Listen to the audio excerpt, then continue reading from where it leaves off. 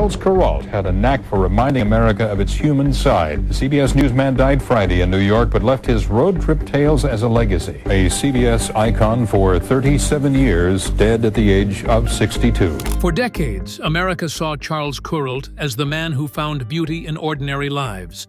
The calm voice that reminded us the world was still kind.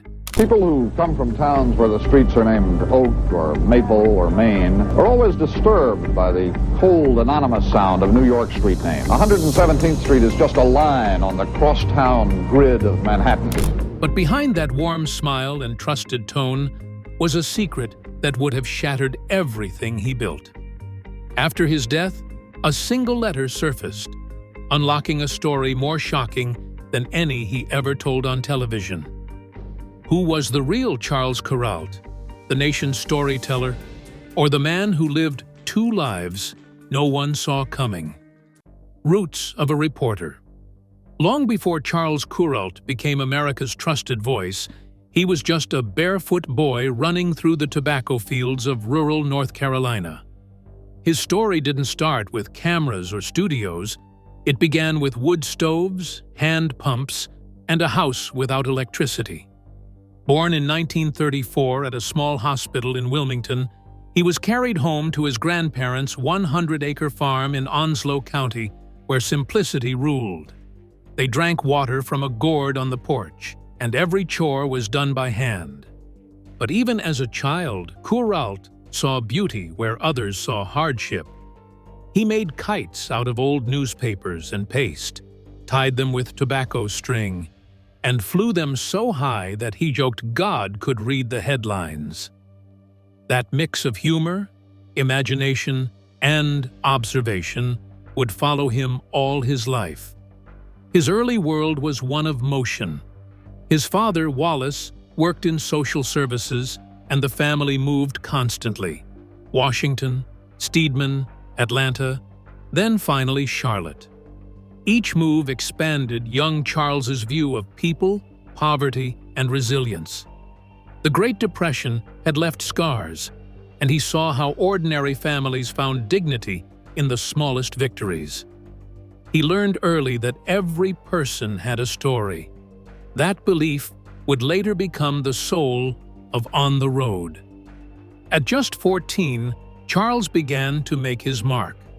He joined the staff of WAYS Radio in Charlotte, announcing minor league baseball games and hosting a local music show. His smooth tone and sharp timing made listeners think he was a seasoned adult, not a teenager with homework waiting at home. Around the same time, he won a writing contest for a sports column about a dog interrupting a baseball game. His first taste of how humor and humanity could make even small stories unforgettable. But the moment that changed everything came in 1948. At 14, Charles entered and won the National Voice of Democracy contest, earning $500 scholarship and a trip to Washington, D.C. to meet President Harry S. Truman. Standing in the White House, delivering his speech about patriotism and freedom, the young boy from Carolina realized that words could move people and open doors. He later described it as the first time he felt the weight and wonder of being heard.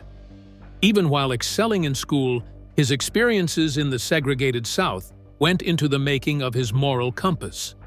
Kuralt, having seen both privilege and injustice, was in good standing. His father was a social worker. Hence, he came to know about the hardships faced by black families living under a system of discrimination. Charles rarely spoke overtly in political terms later in his career, but that was the empathy of the underdog, listening rather than judging, for him that he drew from those early lessons in inequality. It was not the polish of television that shaped the view from which he told his stories. That view was forged in the contradictions of Southern life. By the time he reached high school, his craft had outgrown the classroom. At Central High School in Charlotte, he was the editor of the school paper, wrote a popular column called The Kaleidoscope, and was named Most Likely to Succeed, which he had already done. Local journalists began to note his razor-sharp, witty writing as well. His teachers said he had a voice not of his age, curious, observant, and defiantly quiet. In 1951, Kuralt began attending the University of North Carolina at Chapel Hill, majoring in history while working on the side for radio stations. Commentating on football games, producing radio documentaries, he became infamous for being both brave and fast on his feet. He was busy editing the Daily Tar Heel and publishing editorials against racial segregation and university policies by 1954. Such a view would be risky in the South in the 1950s. But Charles didn't flinch. Journalism ought to comfort the afflicted and afflict the comfortable, he said. Those fiery editorials earned him attention far beyond campus and, of course, a few enemies. When he graduated in 1955, his professors expected the safe route law school. Not he. Instead, he chose unknown and storytelling. Abandoned security for the searching out of truth by narrative. Within 2 years, CBS hired him at just 23, making him the youngest correspondent in the network's history. That moment marked the beginning of an extraordinary career. Yet the traits that would define him, curiosity, empathy, and quiet rebellion, had been fully formed. The boy who carved slingshots from dogwood branches and listened to his grandmother's tales about bandits on the road had become the man who would soon tell the stories of America itself. Yet even as his career soared, another kind of restlessness began to take root. The feeling that the headlines he covered were missing the real heart of the country, and that yearning would soon drive him off the map, in more ways than one. Lightning rise at CBS. When Charles Kuralt graduated from the University of North Carolina in 1955, he was already a rising star in journalism. By 23, he had joined CBS News, becoming one of the youngest correspondents in the network's history. His professors had urged him to pursue law, but Kuralt was drawn not to courtrooms or contracts, but to people, to the unpredictable hum of life beyond the classroom. He wanted to tell stories from the world's front lines, not from behind a desk. Kuralt's early days at CBS were anything but glamorous. He worked the graveyard shift, writing copy for overnight radio reports and stitching together breaking news on politics, medicine, and social change. Those long, quiet hours taught him discipline, how to write fast, think clearly, and find meaning in chaos. He studied the greats, especially Edward R. Murrow, learning how to balance authority with warmth. Even under the pressure of tight deadlines and ringing telephones, Kuralt never raised his voice. His calm tone cut through the newsroom noise, a skill that would soon make him famous. By 1960, CBS executives saw something in the young reporter and gave him a chance few journalists ever got. They put him in front of the camera. At just 25, he became the host of Eyewitness to History, a new primetime series focused on major world events. It was baptism by fire. Kuralt found himself covering one of the most pivotal television moments ever, the Kennedy-Nixon debates. 77 million Americans tuned in, more than 60% of the nation's adults.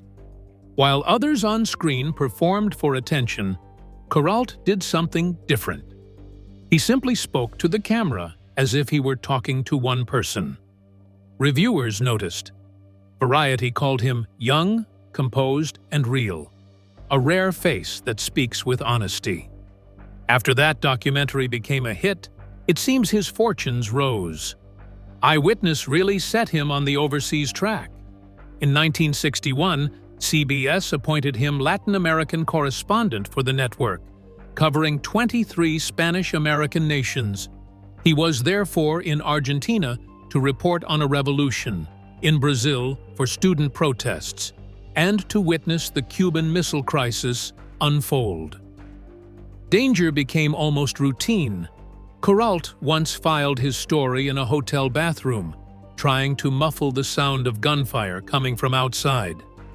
But amidst the pandemonium, he was never interested in the drama. He was interested in people, the soldiers and the civilians, and the lives lost between headlines. By the time he came back to America in 1964, it was turmoil that had not remained in the foreign lands. America was burning, literally. Kuralt reported on the civil rights movement, the Vietnam War, and protests from Selma to Watts. One time in Vietnam, he was with a unit of Vietnamese Rangers when they were ambushed and half slayed. "We were lucky as hell not to get slayed," he said. That experience turned him. He filmed Christmas specials from the front lines, witnessed the fatigue of war firsthand, a haunting memory for him long after leaving the battlefield. By the late 1960s, Kuralt was worn out from the chase of blood and deadlines. "There was too much noise in the news," he said. "I wanted to find the quiet." That quiet became his life. In 1967, he pitched CBS a radical idea. No scripts, no breaking news, just a camera, a road map, and the open highway. To their astonishment, CBS agreed. Kuralt crammed a small crew into a motorhome stocked with peanut butter, soda, and curiosity. It was thus given the name On the Road. It was to last 3 months, but, in fact, it lasted 25 years. What began as a detour from hard news soon became his life's work, and the foundation of a myth that would captivate America and hide a secret no broadcast could reveal. On the road, off the map.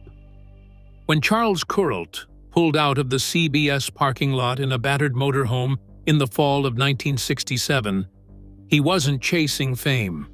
He was chasing freedom. What began as a 3-month experiment would become a 25-year journey that transformed television and captured the quiet soul of America. The idea was simple.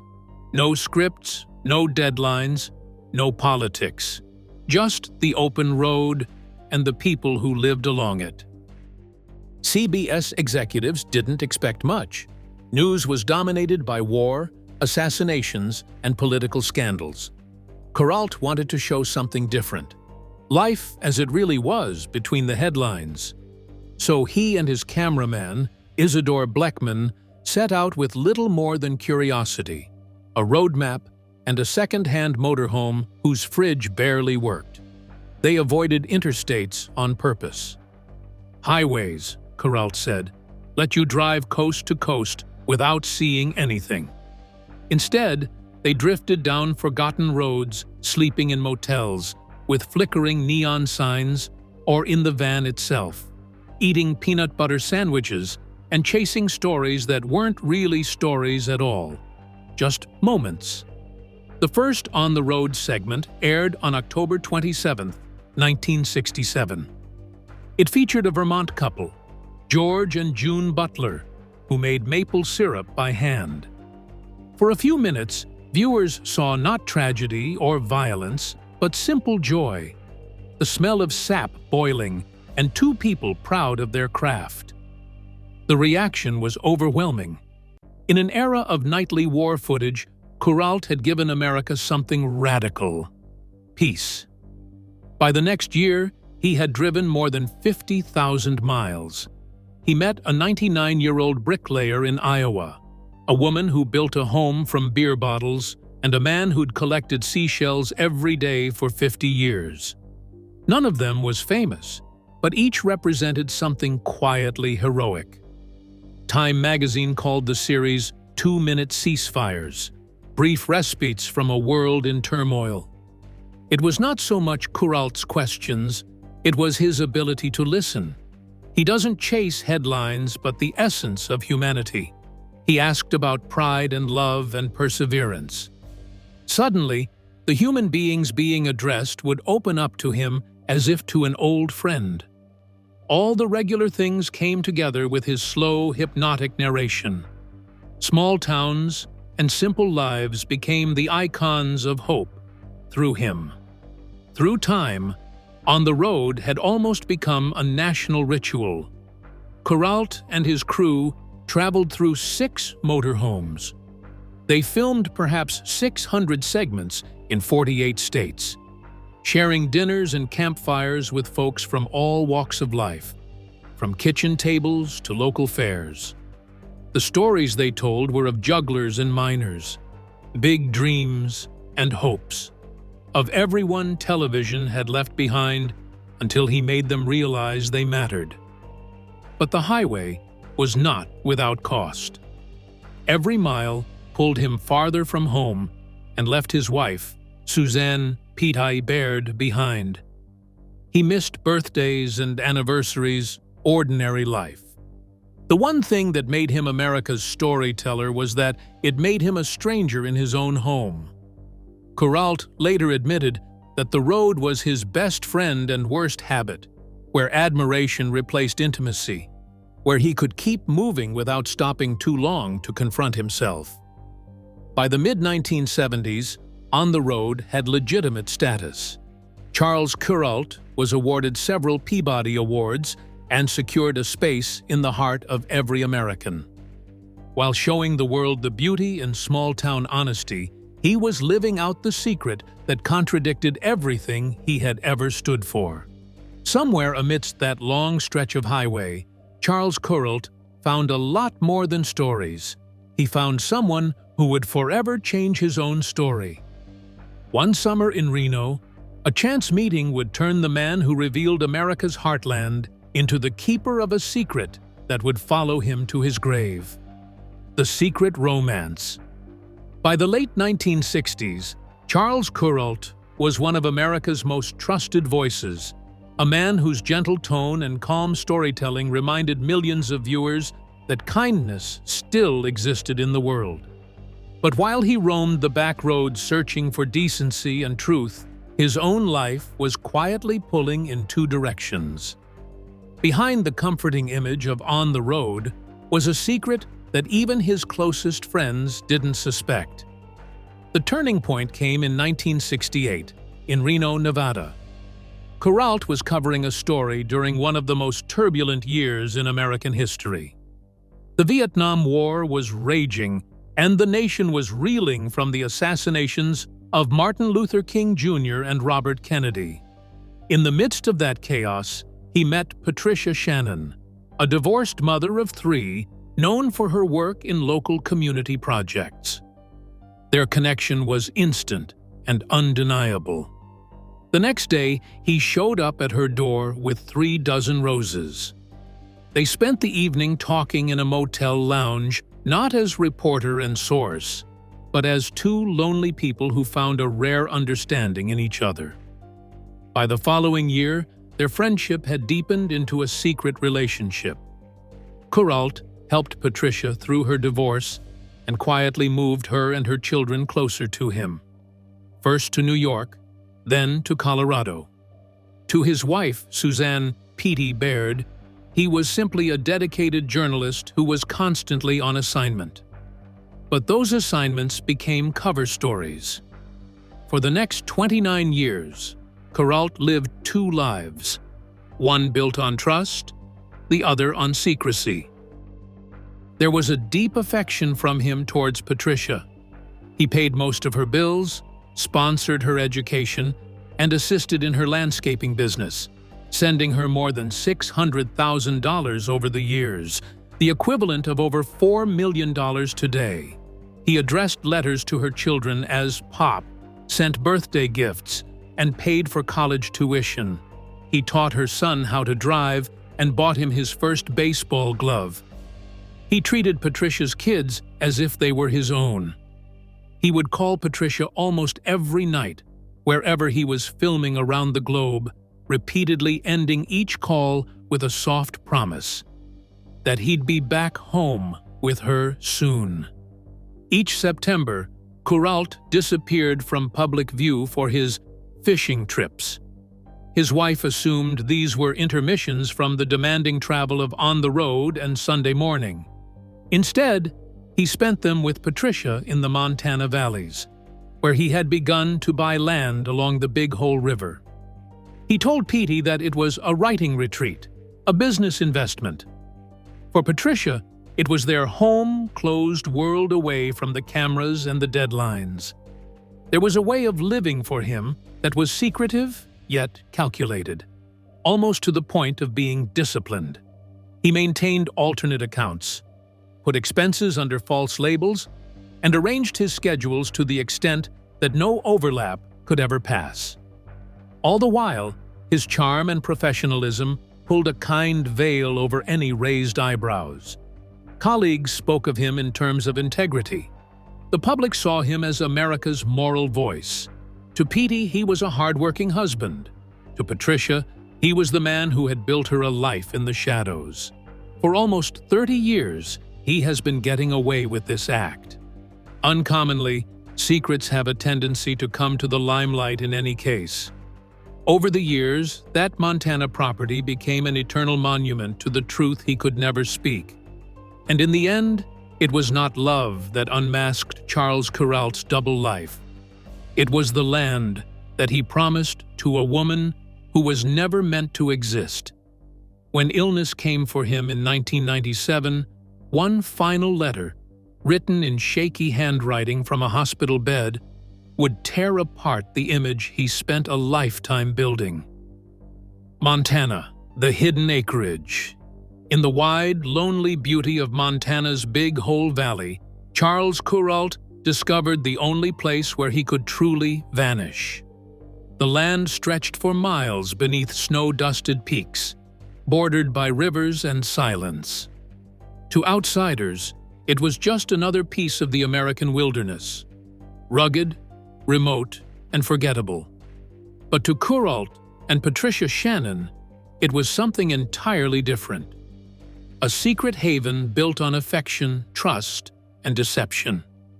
He bought the first 20 acres near the Big Hole River in 1970, telling his wife in New York it was just a fishing cabin, a quiet escape from deadlines and studio lights. But the truth was far more intimate. Kuralt and Patricia spent long stretches there, building a small wooden cabin together, a place of peace, laughter, and anonymity. Surrounded by the sound of flowing water and the scent of pine, he shed the public persona of the CBS journalist and simply became Charlie. Here, there were no producers, no deadlines, only two people living the kind of quiet life he spent decades glorifying on camera. Over time, the secret grew. He purchased more land, parcel by parcel, expanding from 20 acres to almost 90. He bought and restored an old schoolhouse for $180,000, turning it into a writing retreat. To his wife, it remained a business investment. To Patricia, it was a home.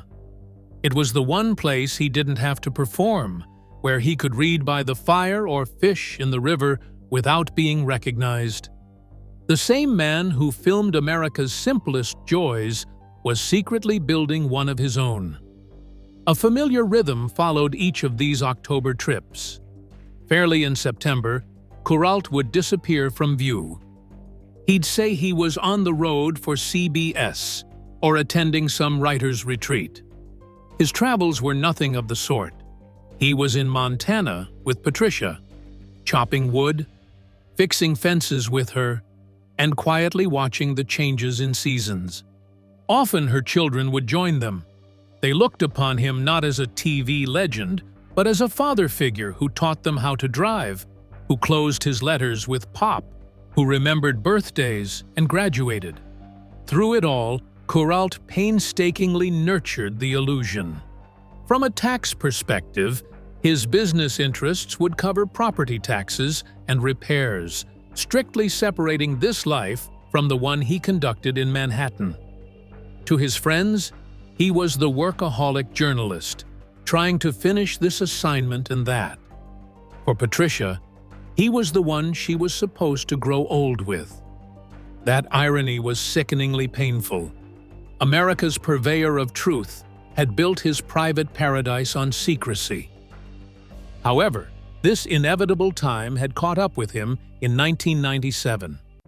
Lupus was the illness with which he had silently contended for years, and finally turned against him. He lay in a New York hospital bed, fragile and knowing that perhaps not many more days would be there for him.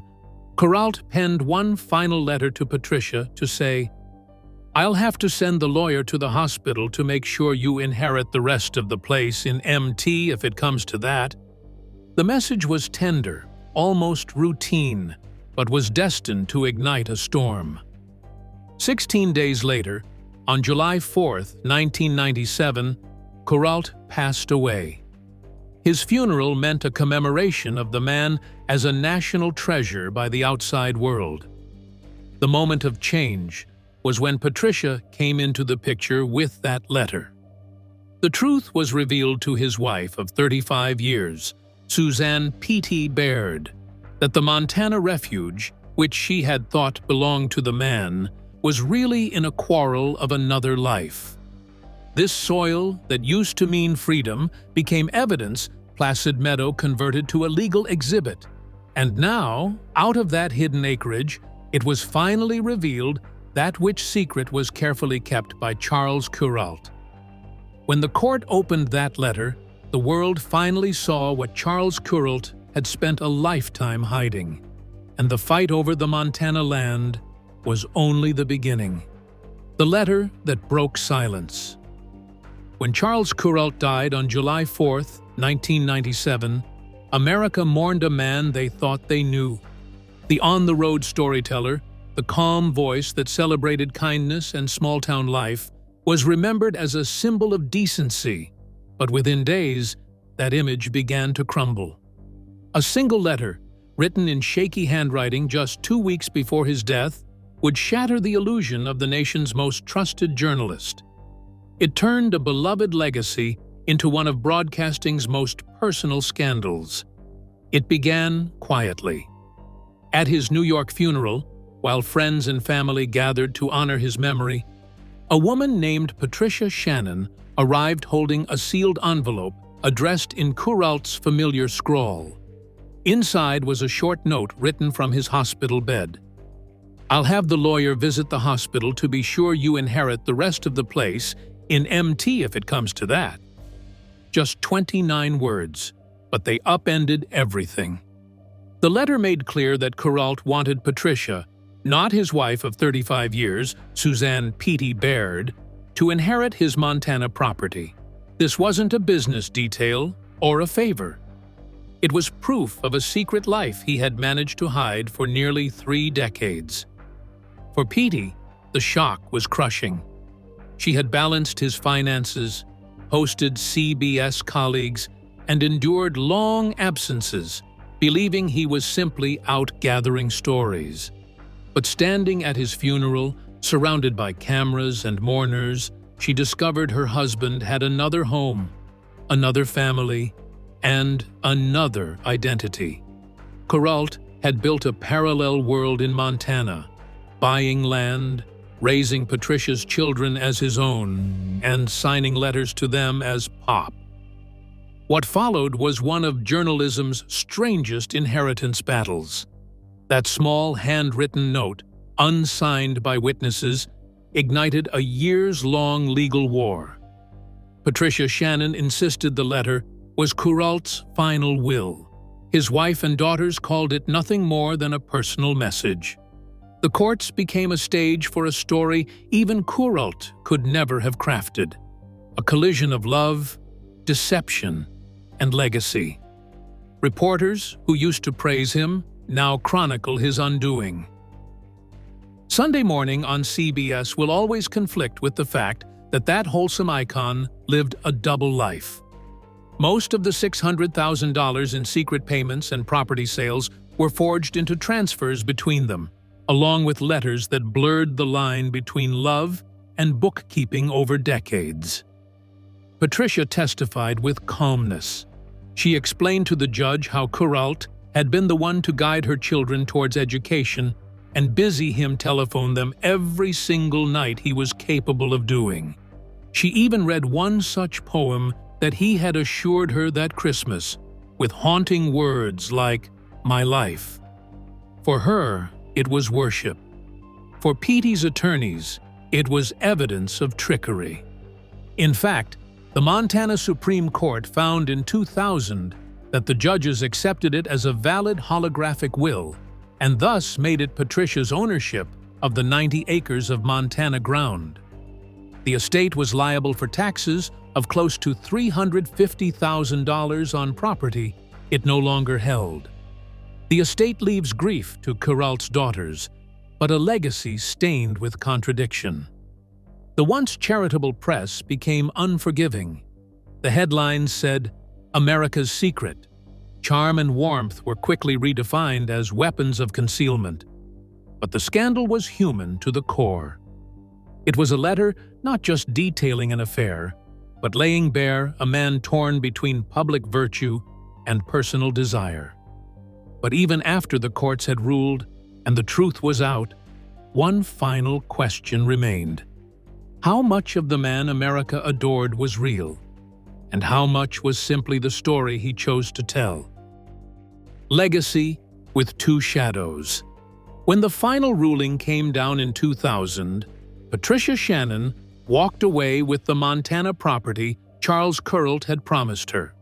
The courtroom battle was over, but the damage was lasting. The man America had trusted for decades, the soft voice who found grace in small-town lives, was exposed. His on-the-road legacy, once spotless, now carried the weight of secrecy. His life had split in two, one praised on television, the other hidden in letters, checks, and courtroom testimony.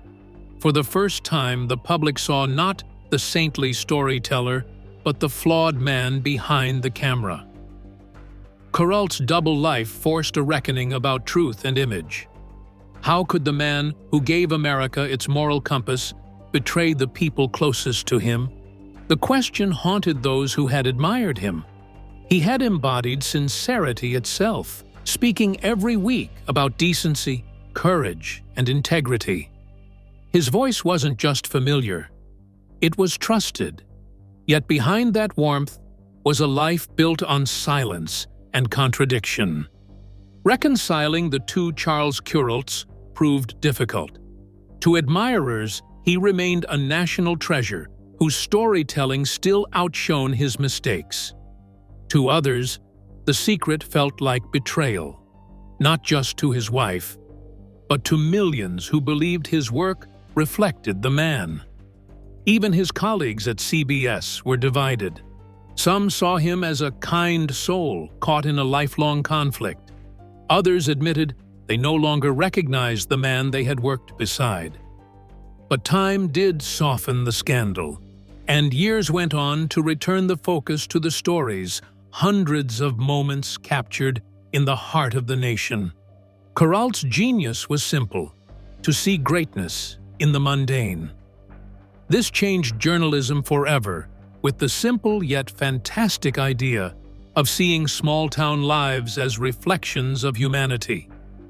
On the Road showed that all news did not have to be tragic or political.